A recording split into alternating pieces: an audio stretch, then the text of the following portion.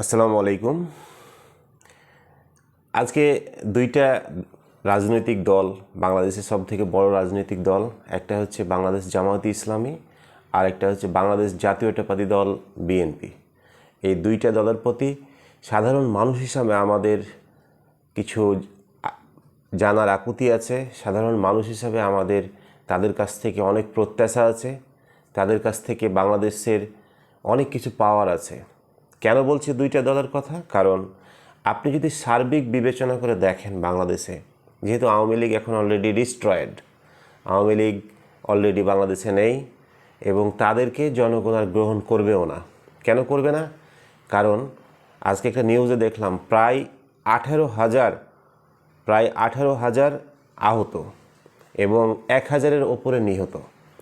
এত বড় একটা হত্যাযজ্ঞ, গণহত্যার পরে বাংলাদেশ আওয়ামী লীগকে তার কেউ, বাংলাদেশের মানুষ গ্রহণ করবে না। সেই ক্ষেত্র থেকে বাংলাদেশে এখন রাজনীতির মাঠে দুইটা সবথেকে বৃহৎ দল, একটা হচ্ছে জামাত ইসলামী আর একটা হচ্ছে বিএনপি। তাহলে এই দুই দলের ওপরেই কিন্তু এই বাংলাদেশের বর্তমান রাজনীতির প্রেক্ষাপটটা কিন্তু নির্ভর করছে। সো এই দুইটা দলকে একত্রিত থাকতে হবে, একটা ঐক্যমতে এসে পৌঁছিতে হবে। ধরুন সাপোজ নির্বাচন আসলো, নির্বাচনের সময় অলরেডি বিএনপির যিনি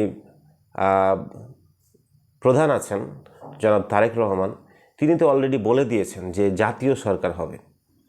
এখন অনেকেই অনেক দলমত নির্বিশেষে হয়তো বা বলতেছেন যে এখন তিনি বলছেন, পরবর্তীতে কি বলবেন না বলবেন সবার জন্য মাইন্ডেড।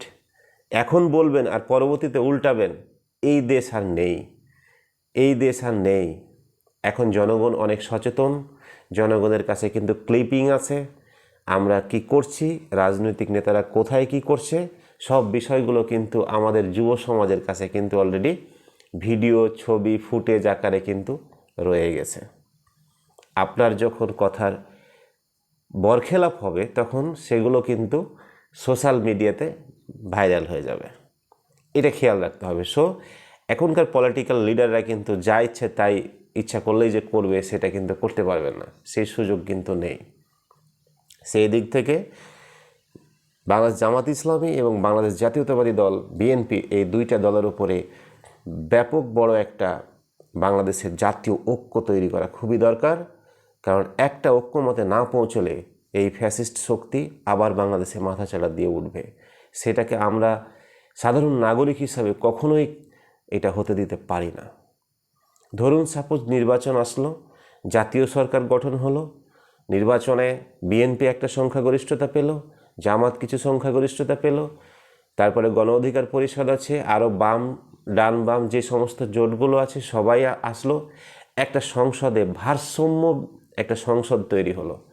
যদি ভারসাম্য একটা সংসদ তৈরি হয়, সবার সম্মিলিত প্রচেষ্টা যদি একটা সংসদ তৈরি হয়, বিএনপি যদি সংখ্যাগরিষ্ঠতা বেশিই পায়, তারপরেও কিন্তু সেই সংসদে কিন্তু বিএনপি যা ইচ্ছে তাই কিন্তু আইন কাঠামো বা সব কিছু কিন্তু করতে পারবে না। কারণ ভেটো দেওয়ার মতো অসংখ্য যে দলগুলো সেগুলো কিন্তু সংসদে তৈরি হবে।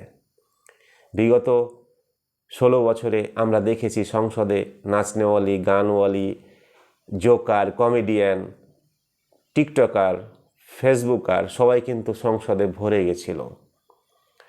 বিরোধী পক্ষের, বিরোধী মতের কোনো মানুষের কিন্তু স্থান ছিল না সংসদে। সেই সংসদ আমরা আর দেখতে চাই না। যেই সংসদ আমরা দেখতে চাই সাধারণ মানুষ হিসাবে, সেই সংসদে গুণী, জ্ঞানী এবং জনগণের প্রতিনিধিত্বকারী দল, যারা জনগণের প্রতিনিধি করবে, সেই সমস্ত মানুষ যেন সংসদে যায়। সংসদ হচ্ছে একটা দেশের আয়না স্বরূপ, বাট আমরা সেখানে তো গিয়ে গান শুনতে পারি না, সেইখান থেকে আমরা গান বাজনা এগুলো শুনতে পারি না। সংসদ থেকে আমরা দেশের বিভিন্ন আইন কাঠামো প্রণয়ন যারা করবে সেই সমস্ত ব্যক্তিরা যেন সংসদে গিয়ে সংসদে মানুষের কথা বলতে পারে, সেই জিনিসগুলোই আমরা চাই। আমরা চাই না কমেডি, আমরা চাই না জোকারি।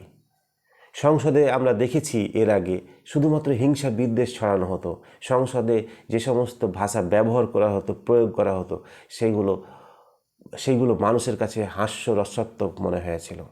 তো আমরা এই দুই দলের কাছে একটা গুরুত্বপূর্ণ সংসদ চাই যেখান থেকে যেন সারা বাংলাদেশ যেন এদের দিকে তাকিয়ে আছে। আর এই দুইটা দলের ভিতরে মতৈক্য তৈরি করার জন্য, এই দুইটা দলকে বিচ্ছিন্ন করার জন্য বিভিন্ন বিদেশি শক্তি, দেশীয় শক্তি চক্রান্ত করতেছে। সেই চক্রান্তে নেতাকর্মীদের উদ্দেশ্যে বলছি, কেউ যেন চক্রান্তে পা না দেন এবং এই ঐক্য যেন না ভেঙে যায়, এটা আপনারা সবসময় খেয়াল রাখবেন। আপনাদেরকে আরও বলি, এই দুইটা দলের মতাদর্শ কিন্তু প্রায় সেম ধরনের। একটা দলের মতাদর্শ হচ্ছে জাতীয়তাবাদ, আরেকটা দলের মতাদর্শ হচ্ছে ইসলামিক আর জাতীয়তাবাদ প্রায় সেম মতাদর্শের মানুষ।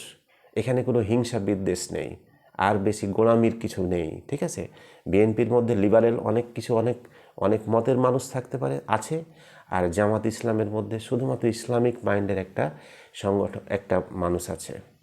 ধীরে ধীরে যাদের প্রয়োজন মনে হচ্ছে, যারা মনে করছে জামাত ইসলামের সাথে সম্পৃক্ত হব, তারা তাদের নিজ ইচ্ছায় জামাত ইসলামের থেকে সম্পৃক্ত হচ্ছে। যারা মনে করতেছে যে আমরা বিএনপির সাথে থাকবো, বিএনপির সাথে সম্পৃক্ত হব, তারা তাদের অবস্থান থেকে থাকে। এখানে বেশি সাংঘর্ষিকতার বিষয় নেই। আরেকটা সবথেকে বড় বিষয় হচ্ছে, গত 17 বছরে এই দুইটা দল সবথেকে বেশি নির্যাতিত, নিষ্পেষিত, অত্যাচারিত হয়েছেন। আপনারাই বলুন, তাহলে কেন আজকে এই সময় এসে, জাতির ক্রান্তি লগ্নে এসে আপনারা কেন ডিভাইডেশন হবেন? আপনারা কেন একে অপরে লাগবেন ঠুনকো বিষয় নিয়ে? এগুলো থেকে দূরে থাকুন, ঐক্যবদ্ধ থাকুন। আগামীর দিনে আপনাদের জন্যই বাংলাদেশ অপেক্ষা করতেছে। আপনারা আগামী দিনের বাংলাদেশ গঠন করবেন, কারণ গণতন্ত্রে আমাদের ফিরতে হবে। ডক্টর মোহাম্মদ ইউনূস সাহেবও দীর্ঘদিন যে ক্ষমতা থাকবে বিষয়টা সেটাও না। তিনি তো অলরেডি বলেই দিচ্ছেন, আমরা ক্ষমতার মানুষ না, আমরা ক্ষমতার বাইরেই থাকতে পছন্দ করি।